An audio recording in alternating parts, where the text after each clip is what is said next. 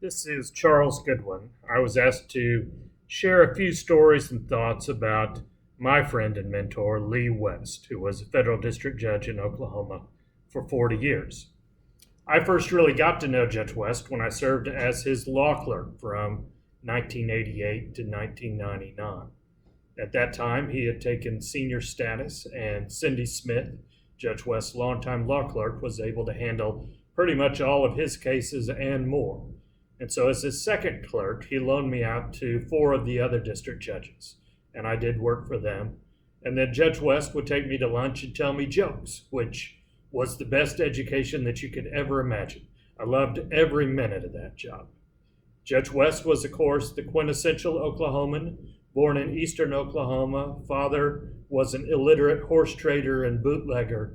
His mother worked as a bookbinder for the WPA during the Depression to support the family. First time he lived in a house with indoor plumbing was when he went to college at OU. He then went on to OU Law School, fought in the Korean War as a Marine, and went to Harvard Law School, where he received an LLM and completed a teaching fellowship. He taught at OU Law, was a state district judge in Ada, Oklahoma, and then was appointed and served as a federal district judge here in Oklahoma City. That story is incredible by itself, but what astonishes me is that to those people who knew him or heard him speak or just ran into him at the Boulevard cafeteria, Lee West was not defined by the struggle of his life or even by his position as a federal judge. I cannot imagine the drive it must have taken to get from Antlers to Harvard and then to the federal bench. But when you talk to Lee West, you never saw ambition or any hint of arrogance. Lee was first and always a great storyteller. He was funny, and he was a loyal friend. He loved bird dogs and reading.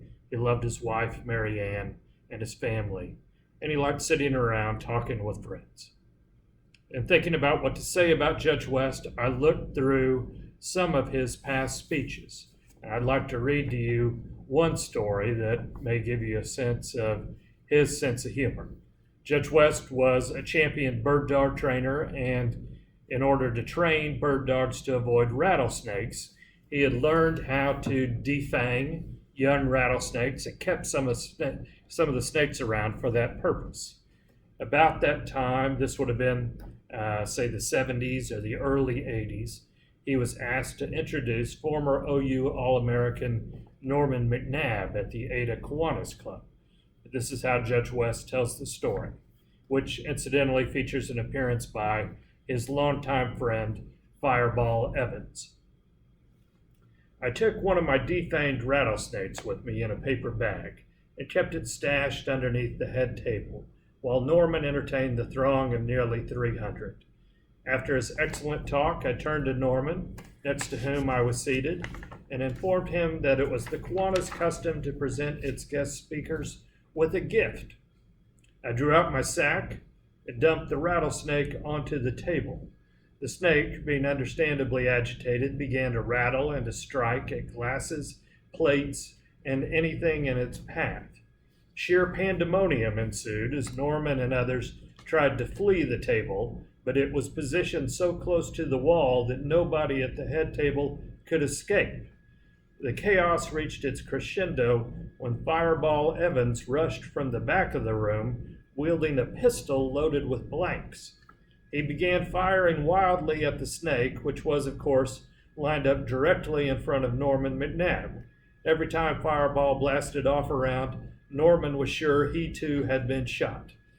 Eventually, I caught the snake, put it back in the sack, and presented it to Norman to take to a reptile exhibit at the zoo here in Oklahoma City. But he never fully recovered from the incident, and I'm pretty sure he's never forgiven me. So that's the story. I also wanted to share with you, finally, pardon me, a poem that was one of Judge West's favorites. Judge West, as you may know, was an avid reader, a voracious reader since he was a young boy, and he credited that more than anything else with his desire to go to OU and achieve everything that he achieved in life. This is a poem called No Regrets by Tom Word. My life grows short, I somehow know. I dread not death or where I'll go. My life's been blessed with much good luck. I've roamed the country in pickup trucks with guns and bums and bird dog pups. Thank you for listening, and goodbye to you, Judge West, my old friend.